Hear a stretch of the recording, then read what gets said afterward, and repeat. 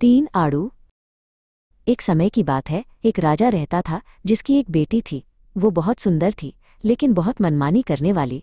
कई युवा राजकुमारों को उससे प्यार हो गया और वे उससे शादी करना चाहते थे, लेकिन उसने उन सभी को सिर हिलाकर मना कर दिया।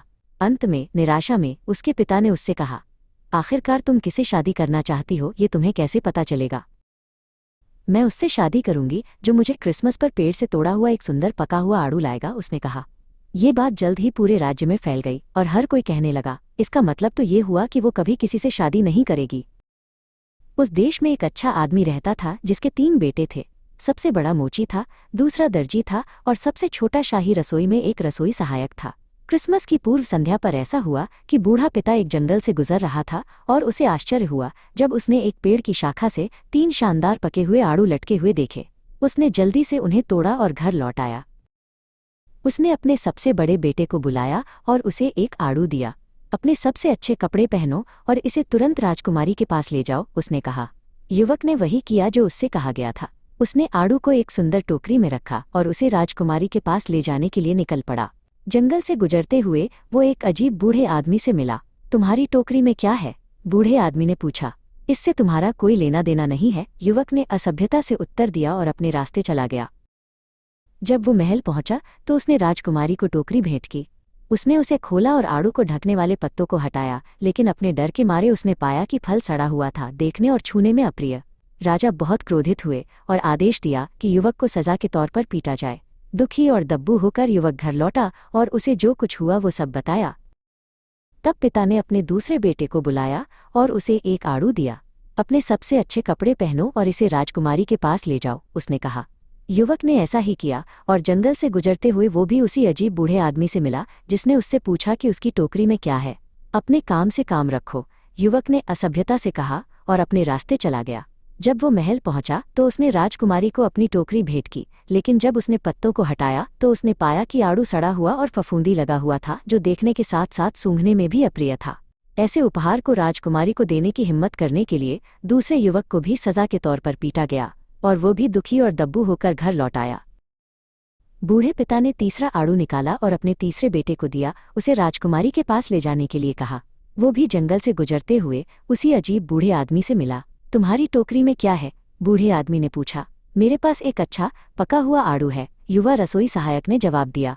मैं इसे राजकुमारी के पास ले जा रहा हूँ क्योंकि मुझे उम्मीद है कि जब वो इसे देखेगी तो मुझसे शादी कर लेगी। तुम एक अच्छे युवक हो, दयालु और शिष्ट, बूढ़े आदमी ने कहा। लो, ये छोटी सी सीटी ले लो, तुम्हें बस इसे बजाना है और जो कोई भी सुनेगा वो तुम्हारे पीछे चलेगा। युवक ने उसे धन्यवाद दिया, सीटी ली और राजा के महल की ओर चला गया। वहां उसने अपनी टोकरी राजकुमारी को दी और उसके अंदर एक अच्छा पका हुआ आड़ू था। राजकुमारी को एकमात्र रसोई सहायक से शादी करने के विचार से डर लगा, इसलिए उसने जल्दी से सोचा और कहा, मैं तुमसे शादी करूंगी, लेकिन एक शर्त पर। शाही पार्क में 100 खरगोश हैं, तुम्हें उन्हें चरागाह में ले जाना होगा। 1 सप्ताह तक सावधानी से उनकी रखवाली करनी होगी और फिर एक भी खोए बिना उन्हें वापस लाना होगा। यदि तुम यह सफलतापूर्वक करते हो तो मैं तुमसे शादी करूंगी। युवक चरागाह में गया और जब उसने अपनी जादुई सीटी बजाई तो खरगोश उसके पीछे पीछे चलने लगे जहां भी वो गया। राजकुमारी एक नौकरानी के वेश में और एक छोटे गधे पर सवार होकर उससे मिलने गई। क्या तुम मुझे उन अच्छे खरगोशों में से एक बेचोगे? उसने पूछा।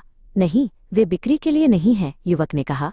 अगर तुम अपने उस गधे को थूथन पर चूमती हो तो मैं तुम्हें एक दे दूंगा। राजकुमारी ने इस पर अपनी नाक सिकोड़ी, लेकिन एक सामान्य रसोई सहायक से शादी करने के विचार से वह इतनी परेशान थी कि उसने आखिरकार ऐसा किया और एक खरगोश को अपनी बाह के नीचे दबाकर चली गई। हालांकि इससे पहले कि वो बहुत दूर गई हो, युवक ने अपनी जादुई सीटी बजाई और खरगोश जमीन पर कूद गया और दूसरों के साथ जुड़ने के लिए वापस भाग गया। अगले दिन रानी एक नौकरानी के वेश में आई और वो भी एक खरगोश खरीदना चाहती थी।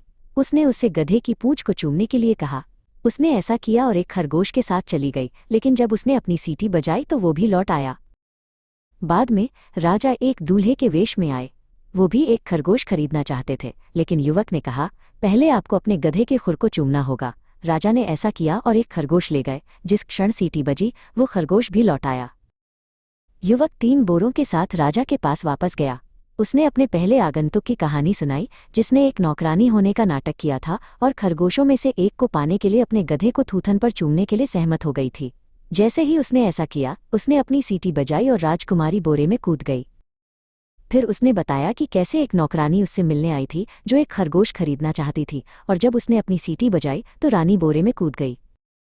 बस बस, राजा चिल्लाए, लेकिन युवक ने उस दूल्हे के बारे में बताना जारी रखा जो उसके पास आया था, और जब उसने अपनी सीटी बजाई तो राजा तीसरे बोरे में कूद गए।